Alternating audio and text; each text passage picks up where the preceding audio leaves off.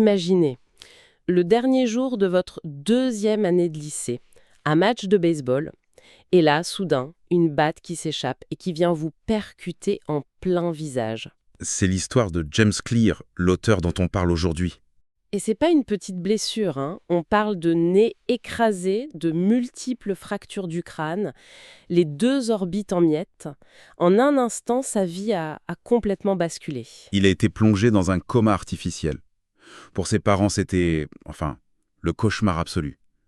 Et le chemin de la guérison a été incroyablement long. Ah oui, Des problèmes de vision, de l'épilepsie. Il a dû réapprendre des gestes de base. Et le pire, c'est quand il a enfin pu retourner sur un terrain de baseball, sa passion. Il a été relégué sur le banc. L'humiliation totale. c'est dur. On pourrait se dire que c'est la fin de ses rêves. Et pourtant, c'est là que tout commence. C'est ça. Arrivé à l'université, loin de viser des exploits pour rattraper le temps perdu, il a fait quelque chose de complètement différent. Il s'est concentré sur des choses qui paraissent presque ridicules, en fait. Comme quoi, par exemple?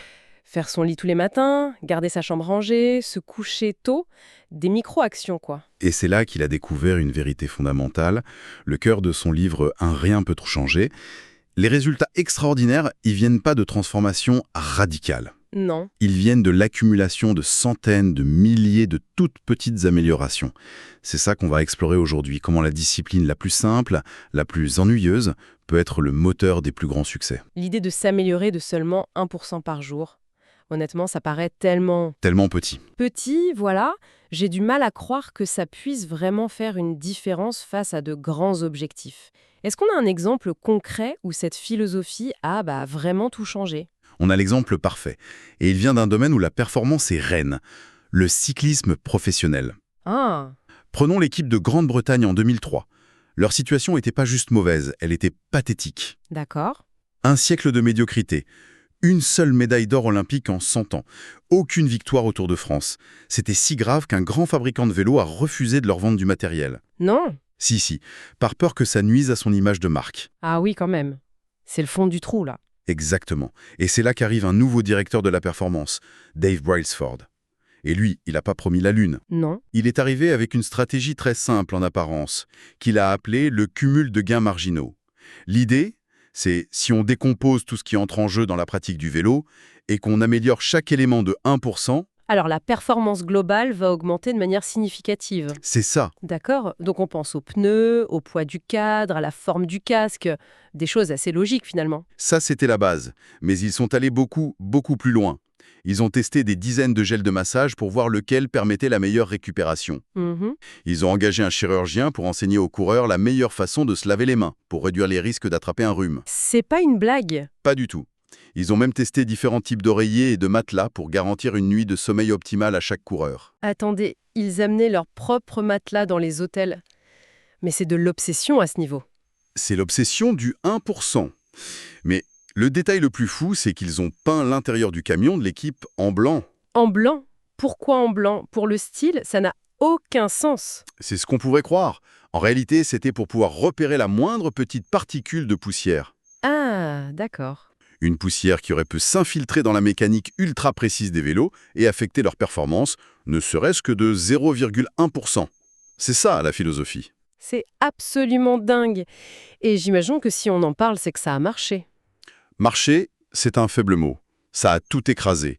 5 ans plus tard, aux Jeux Olympiques de Pékin, en 2008, l'équipe britannique a raflé 60% des médailles d'or en cyclisme. 60%. 4 ans après, à Londres, ils ont battu 9 records olympiques. Et entre 2012 et 2017, ils ont remporté 5 Tours de France. C'est l'une des transformations les plus spectaculaires de l'histoire du sport. Waouh. Tout ça à cause de la couleur de la peinture d'un camion et d'un lavage de mains. Ça semble magique. Ce n'est pas de la magie, ce sont des maths. Clear l'explique très bien. Si on s'améliore de 1% chaque jour pendant 1 an, à la fin, on n'est pas 365% meilleur. Non. Grâce à l'effet cumulé, on est 37 fois meilleur. C'est exponentiel. Ah oui. Et à l'inverse, si on se dégrade de 1% chaque jour, on finit presque à zéro. Les habitudes sont les intérêts composés de l'amélioration de soi. L'impact est invisible au début, mais il devient énorme avec le temps. Mais là, il y a un piège, non? Parce que s'améliorer de 1%, c'est invisible au début. On va à la salle de sport 3 fois et on ne voit absolument aucune différence dans le miroir. Exactement. On écrit 2 paragraphes d'un livre et on est encore à des années-lumière de la fin. C'est à ce moment-là que 99% des gens, moi la première, abandonnent. C'est tellement frustrant. Et c'est le point le plus important. Clear appelle ça la vallée de la déception. On s'attend à ce que le progrès soit linéaire, mais il ne l'est jamais. Mhm. L'analogie qu'il utilise est brillante. C'est celle du glaçon. Imagine une pièce où il fait -4 degrés. Tu as un glaçon sur une table, tu commences à augmenter la température.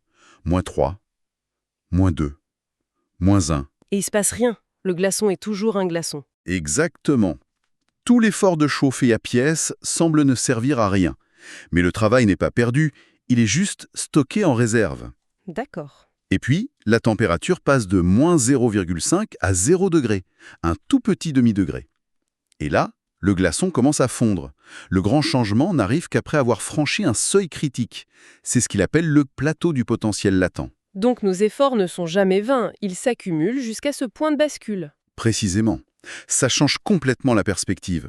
Le but n'est pas d'atteindre un résultat immédiat. Mais de continuer à chauffer la pièce en sachant que le point de bascule finira par arriver. C'est tout à fait ça. Et ça nous amène à une idée qui va vraiment à contre-courant de toute la culture du Think Big.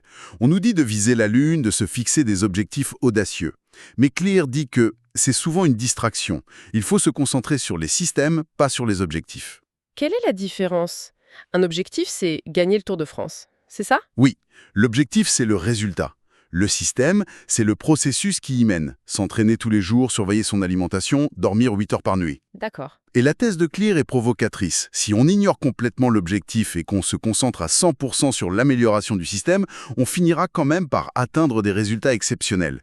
Comme disait le coach Bill Walsh, le score se fait tout seul. C'est paradoxal. On est tellement conditionné à se fixer des objectifs, des résolutions du nouvel an. Mais pense-y, hein, les gagnants et les perdants ont souvent les mêmes objectifs. Aux Jeux Olympiques, tous les athlètes veulent la médaille d'or. C'est vrai. Chaque entrepreneur veut monter une entreprise qui réussit. L'objectif ne les différencie pas.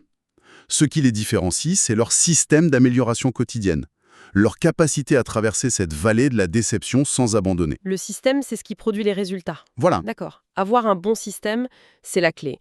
Mais qu'est-ce qui fait qu'on s'y tient sur le long terme? Même avec le meilleur système, la motivation peut flancher. Comment on rend le changement durable? C'est là qu'on touche au cœur de la psychologie du changement.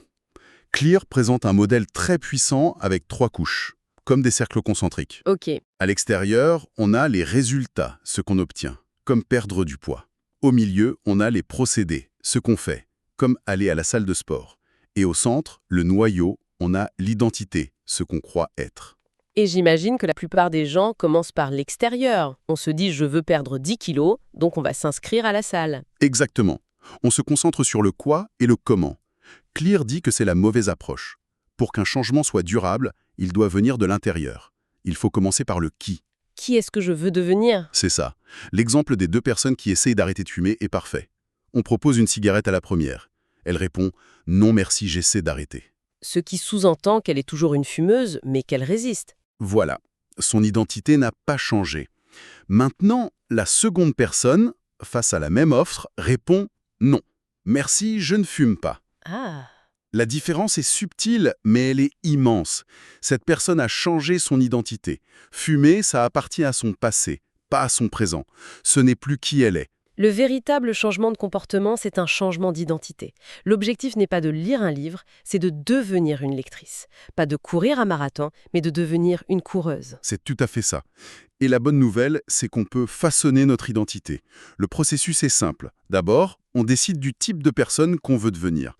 Ensuite, on se le prouve à soi-même par de petites victoires. Des petites victoires, Jules. Oui, chaque action est comme un vote. Chaque fois que tu choisis les escaliers au lieu de l'ascenseur, tu votes pour l'identité « je suis une personne active ». Chaque fois que tu as écrit une page, tu votes pour l'identité « je suis un écrivain ». C'est l'accumulation de ces centaines de petits votes qui finit par forger une nouvelle croyance sur qui on est. C'est ça. L'idée de changer d'identité d'abord, je comprends, mais ça me paraît encore un peu abstrait. Concrètement, comment une habitude se forme dans le cerveau? Il y a une mécanique derrière tout ça? Oui, et elle est très simple. C'est une boucle en 4 étapes. La première, c'est le déclencheur. C'est un signal qui prédit une récompense. Par exemple, le son d'une notification sur notre téléphone. Ok. le petit ding.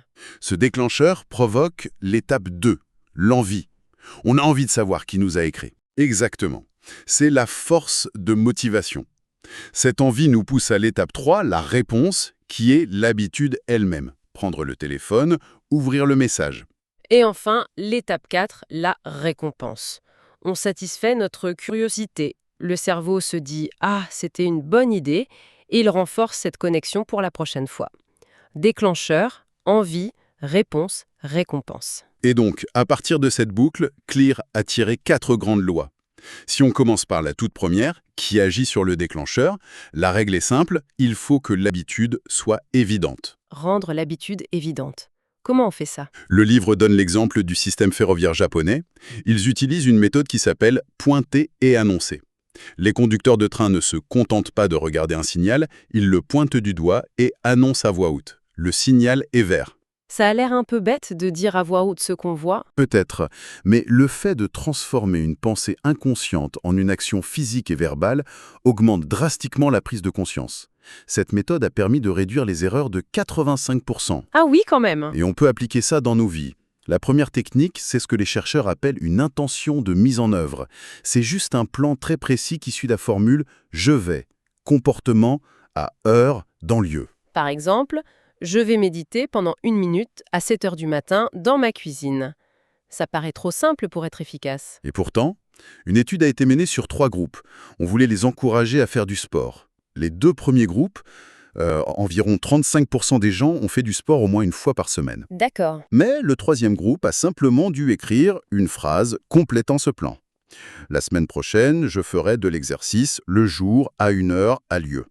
Leur taux de réussite 91%. 91%, c'est incroyable. Le simple fait de le planifier précisément a presque triplé les résultats. Une autre stratégie, c'est la superposition d'habitudes.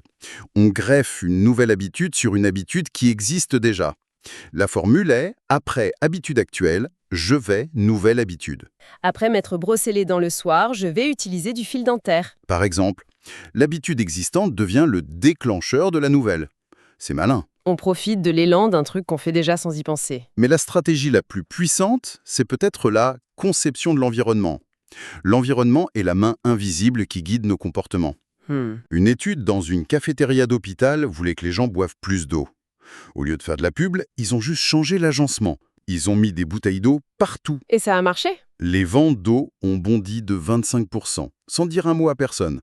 Le simple fait de voir l'eau partout a changé le comportement. Donc si je veux lire plus, je devrais laisser un livre sur mon oreiller plutôt que mon téléphone. C'est exactement ça. Rendre les déclencheurs des bonnes habitudes visibles et logiquement. Pour perdre les mauvaises habitudes, on fait l'inverse, on les rend invisibles. Exactement. Et l'histoire la plus frappante là-dessus, c'est celle des soldats américains au Vietnam. Pendant la guerre, des études ont révélé avec horreur que plus de 15% des soldats étaient devenus héroïnomanes. 15%? C'est énorme. On imagine le drame à leur retour au pays, une génération de vétérans dépendants. C'est ce que tout le monde craignait. Sauf qu'une chercheuse, Lee Robbins, a suivi ces soldats à leur retour et a découvert une chose qui a stupéfié tout le monde. Quoi donc? 9 soldats sur 10 ont arrêté leur consommation presque du jour au lendemain. Spontanément, sans cure de désintox. Attends, 90% d'entre eux ont juste arrêté, comme ça? Comment c'est possible avec une drogue aussi puissante? Ce n'était pas une question de volonté surhumaine. C'était un changement radical d'environnement. Ah! Au Vietnam, tous les déclencheurs étaient là. Le stress, l'accès facile, la pression du groupe, l'envie. Une fois de retour chez eux, tous ces déclencheurs avaient disparu. Le contexte a changé et l'habitude s'est évaporée. Ça remet complètement en question l'idée qu'il faut juste avoir de la volonté. Cette histoire prouve que les gens qu'on admire pour leur autodiscipline ne sont pas surhumains.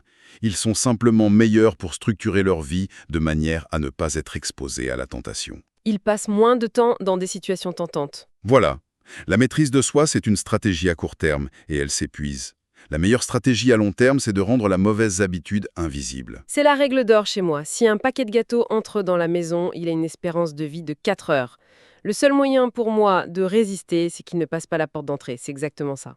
C'est le vrai secret de l'autodiscipline.